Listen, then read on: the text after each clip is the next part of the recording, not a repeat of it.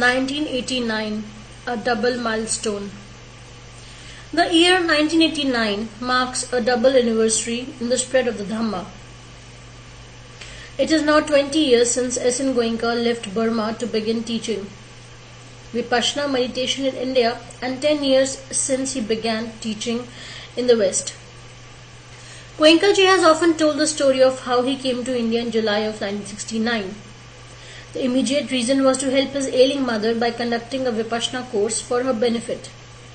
In addition, however, Goenka ji's teacher Sayaji Ubakin had long wished to travel outside of Burma to reintroduce the Vipassana technique in India and bring it to countries where it had never before been practiced. In this way, he hoped to fulfill the prophecy that 2500 years after the time of the Buddha, the Dhamma would experience a resurgence and spread around the world.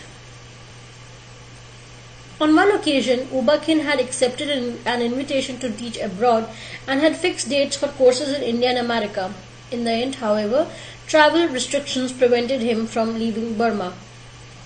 For this reason, he saw Goenka ji's visit to his mother in India as an opportunity to fulfill the traditional prophecy. In a formal ceremony, he authorized his student as a teacher of Vipassana meditation, and shortly after Goenka ji embarked for India. Naturally, Goenka ji shared his teacher's hopes. He was eager to serve his mother and father as well as other people who wished to learn Vipassana meditation. At the same time, he did not realize that the journey on which he was embarking would last decades. He knew few people in India and regarded Burma as his beloved homeland. He confidently expected to return there within a few months. The wheel of Dhamma had started turning again. However, Goenka ji had to extend his stay in India indefinitely in order to meet the surprisingly strong demand for Vipassana courses. With at first virtually no old students and organizational support to help him, he travelled from one end of the country to the other, giving courses in rented sites and gradually laying the foundation for the rebirth of Vipassana in India. His efforts have borne abundant fruit. Today, there are 4 Vipassana centers in India and tens of thousands of meditators from every walk of life. Re-establishing the practice of Vipassana in India was still only a part of his mission. Another part was to help it spread around the world. From the very beginning, people from Western countries had joined Goenka ji's courses, and many of them were eager to see courses held in their own lands. One of these students, a woman from France, invited Goenka ji to come and conduct courses in her country. Goenka ji explained that he had taken a decision for the first 10 years to confine his teaching to India, so as to build a firm base there for the spread of Vipassana. But he promised that France would be the first Western country where he would hold courses. "Come back and ask me again when 10 years are over," he said. In fact, there was a second reason that kept Goenka ji in India. When he had left Burma in 1969, he was issued a passport valid only for travel to India. Because his family was originally from there, he could of course easily receive Indian citizenship and would then be able to travel freely, but he was reluctant to sever his links with the land that had given him birth and Dhamma. For this reason, he made repeated requests to the Burmese authorities to grant him travel endorsements for other countries. If after 10 years he had still not received a positive response, he would accept the inevitable and change his nationality for the sake of the Dhamma. The years passed quickly, filled with Dhamma work and achievement. As they approached their end, the same student again contacted Goenka ji, this time with a formal invitation from the European Federation of Yoga Teachers to conduct courses under their auspices in France. Goenka ji accepted their invitation, and students in other Western countries made plans for further courses to follow the ones in France. The problem of his passport still remained, however. The Burmese government had not given him permission to travel outside India. At last, Goenka ji decided to apply for Indian citizenship, although he knew that this action might be viewed as disloyal by some Burmese and might bar him from ever returning to his motherland. He could only hope that one day the Burmese government would realize that he had acted in a noble cause to make the jewel of Dhamma, long preserved in Burma, more widely available in the world. Finally, in June 1979, he became an Indian citizen. He received his new passport hours before his departure for France. On July 1, Goenkaji's first course in a Western country began at Gellon, in Normandy, France. The site was a chateau that had been converted into a luxurious vacation hotel. The Yoga Federation customarily held meetings for its members in such luxurious accommodations. Quite a few old students who had sat with Goenkaji in India came for the course. Most of the students were members of the Yoga Federation, and there was almost no management. Cooking was done by the hotel staff.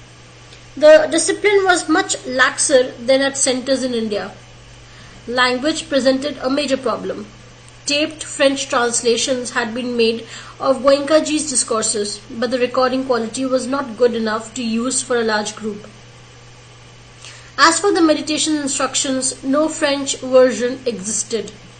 The only way to proceed was with the help of old students who acted as interpreters. Goenkaji would speak a few sentences in English and the interpreter would repeat them in French. Interpreting is always a stressful task. To perform it in the context of a meditation course was all the more difficult. The students had to work in teams, one relieving the other when the pressure became too great. There were other difficulties, not all unexpected. Any major advance in the spread of the teaching of liberation, Goenkaji explained, is bound to encounter obstacles. Overcoming these was a way of gaining strength. Gradually, a meditative atmosphere was established and participants in the course were able to appreciate the technique of Vipassana. At the end of this first course, Goenkaji stayed overnight in Paris. Like most tourists, he asked to visit the Eiffel Tower. His purpose, however, was not to admire the view from the top, but to distribute metta to all the inhabitants below. A second course followed at Plague, near Lyon in central France, after which Goenkaji flew to Montreal, Canada, to conduct his first course in North America. Unlike the courses in France, this was organized and managed by a team of Vipassana meditators. The site was a boarding school in the suburbs of the city. Approximately 185 people participated from all parts of the North American continent. Many of them were old students who had started meditating with Goenkaji in India in the early 1970s, but had not been able to sit with him since. Despite a heat wave and extremely limited outside walking areas, the meditators worked hard, and Goenkaji was very pleased with the course. Next, Goenkaji travelled to Britain for 2 consecutive courses, again organized by meditators and attended by people from all over Europe.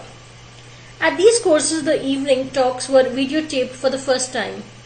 Although the tapes have never been widely used, they marked the first time Goenkaji's teaching had been recorded in this way. The entire tour covered 2 months, during which 5 courses were held in 3 countries, with over 640 participants. More important, however, the 1979 tour laid the groundwork for the spread of Vipassana in Western countries. Meditators developed the skills to plan, manage, and perhaps hardest of all, cook for large courses at rented sites. They also began to form the organizational structures that were necessary for offering regular course programs and for founding centers. The work of translation of the teaching into other languages and of recording Goenkaji's words both received fresh impetus. It became clear that all these tasks and many other related ones can and must be undertaken by dedicated old students wishing to help others experience the benefits of Vipassana meditation. Most important, the 1979 tour gave renewed inspiration to Western meditators. For those who served, it was deeply moving to see their efforts assist in the transmission of the teaching in their homelands. For many, the tour was a chance to meditate again with their Dhamma father and to revitalize their practice. For all, it demonstrated that Dhamma is indeed universal, transcending cultural boundaries and offering a way out of suffering.